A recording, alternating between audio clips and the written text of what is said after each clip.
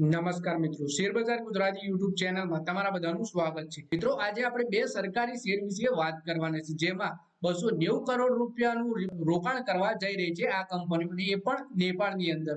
તો આ બે કઈ કંપનીઓ છે એના વિશે આપણે તમામ માહિતી ડિટેલમાં જોઈએ। તો મિત્રો, વાત કરીએ Indian renewable energy development agency ઈડા 290 કરોડ રૂપિયાના ઇક્વિટી રોકાણ માટે મંજૂરી મળી ગઈ છે। આ રોકાણ સ્પેશિયલ પર્પઝ વ્હીકલ એસપીવી ના 10% હિસ્સા માટે હશે, જે હાઇડ્રો પાવર જનરેટ કરતી સરકારી કંપની એસજેવીએન સાથે જોડાયેલ છે।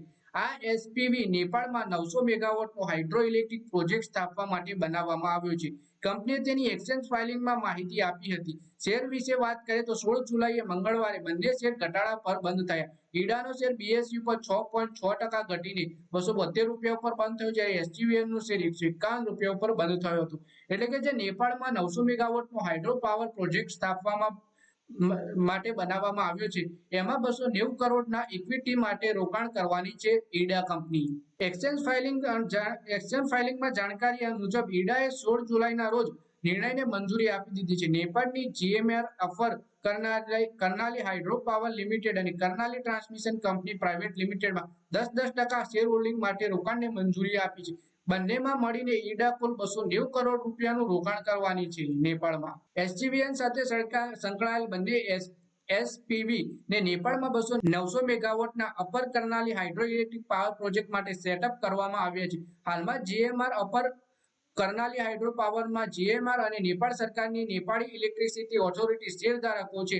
આ દરખાસ્તને બોર્ડ દ્વારા મંજૂરી આપવામાં આવી છે, પરંતુ કેન્દ્ર સરકાર પાસેથી વધુ નિયમનકારી મંજૂરી મેળવવાની બાકી છે।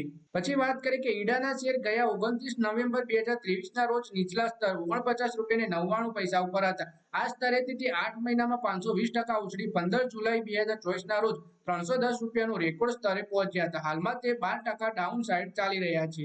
ફિલિપ કેપિટલે તેની ફરીથી સેલ રેટિંગ આપ્યું છે, પરંતુ ટાર્ગેટ કિંમત 110 હતી તે વધારી 130 રૂપિયા કરી દીધી છે। બ્રોકરેજનું કહેવું છે કે શેરનો વધારો કોઈ ફંડામેન્ટલ્સ પર આધારિત નથી, તો તે ઘટી પણ શકે છે।